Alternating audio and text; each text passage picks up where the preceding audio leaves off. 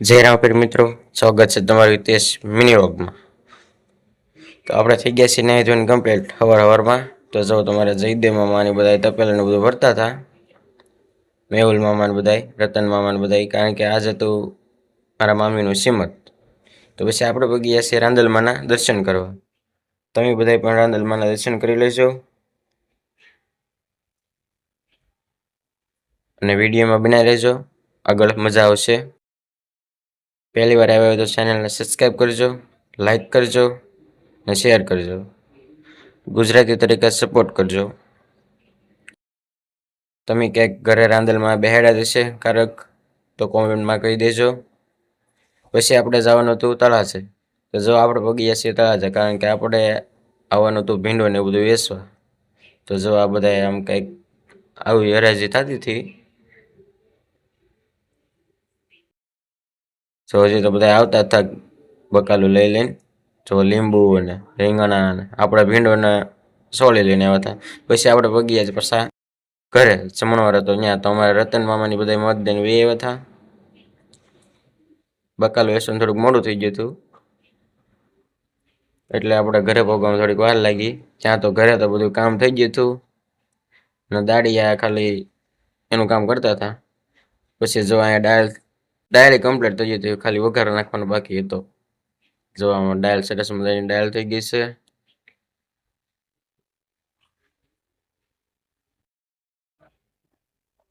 હજી વઘારી નથી દાળને, કારણ કે અહીંયા પછી રસોઈયાને જવાનું હતું બીજે, એટલે એ પાછા આવે એટલે વાર તો લાગે.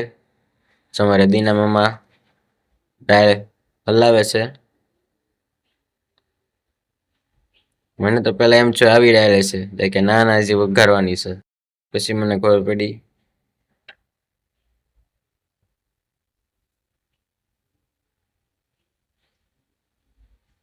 જો તો આ બાજુ દાળનો વઘાર થતો હતો.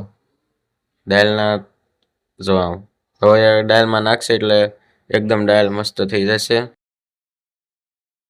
પછી હુખડિયા તો આવ્યા નહોતા, કારણ કે એને પછી બીજે જવાનું હતું. અત્યારે સિઝન છે એટલે અલગ અલગ જગ્યાએ જવાનું હોય બધાને. જો આમ આખું તો પેલું ભરાઈ ગયું ને.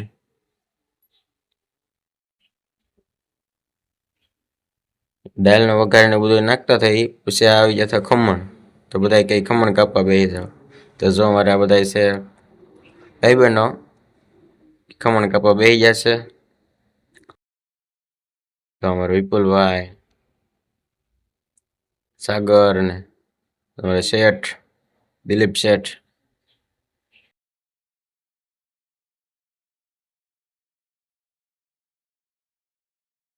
તો આપણે ઊભા છીએ, કારણ કે શાકું એટલી બધી હતી નહીં.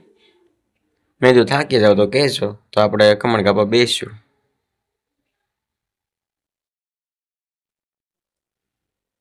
તો આવી રીતના ખમણ કાપતા હતા બધાય.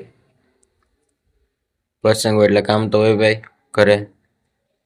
તમારે અશ્વિનભાઈ, આવી રીતનું હતું બધું. બધા વડીલો બેઠા હતા. ફાઇનલી જો હુખડિયા આવી ગયા હતા, સોડા લાવ્યા હતા.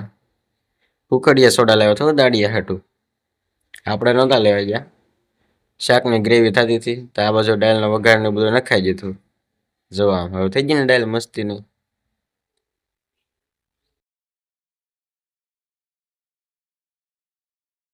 આ બાજુ તો શાકનો વઘાર જ ચાલુ હતો.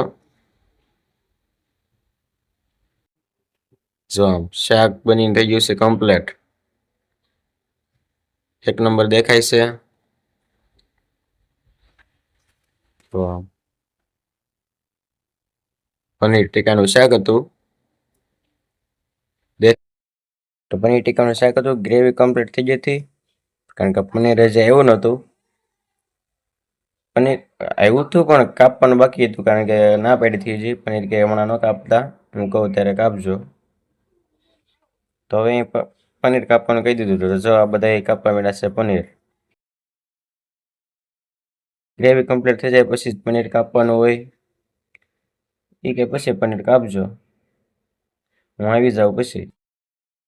જો બધા મારે પનીર કાપવા માંડ્યા છે.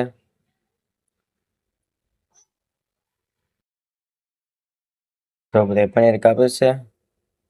બીજું બધું તો થઈ ગયું, તો ખાલી પનીર નાખવાનું હતું ગ્રેવીમાં. પછી થઈ ગયું જમણવારનું તૈયાર. તો જો આ બધું નિવેદ ને બધું છે. તમારે નિલેશભાઈ ને ગૌતમભાઈ ને જો કેરીનો રસ ને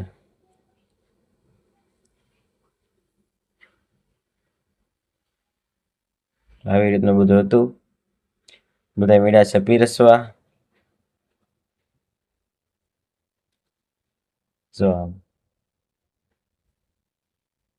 જો શાક થઈ ગયું ને કમ્પ્લીટ રેડી મસ્ત.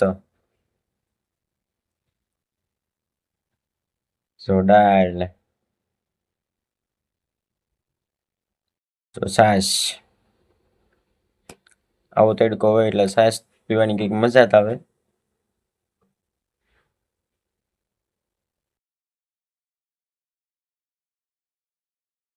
તો ગુજરાતી તરીકે સપોર્ટ કરજો.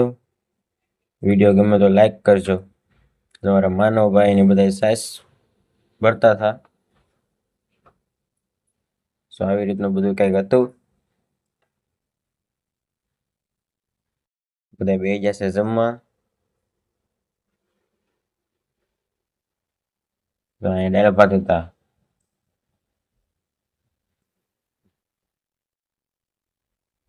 ભાત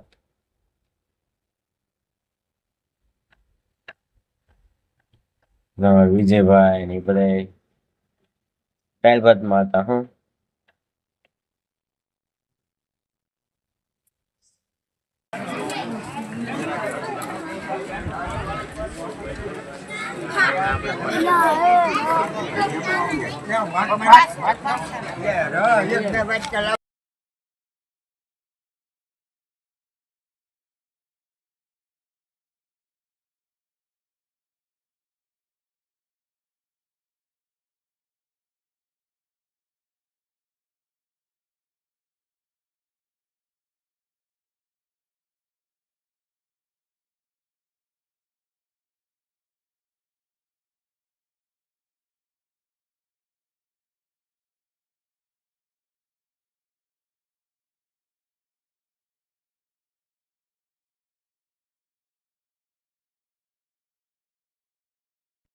જો આવી રીતનું બધું હતું. તો હવે આપણે મળીએ છીએ બીજા વિડીયોમાં. ત્યાં સુધી બધાને જય રામાપીર, જય માતાજી. વિડીયોને લાઈક કરજો અને શેર કરજો.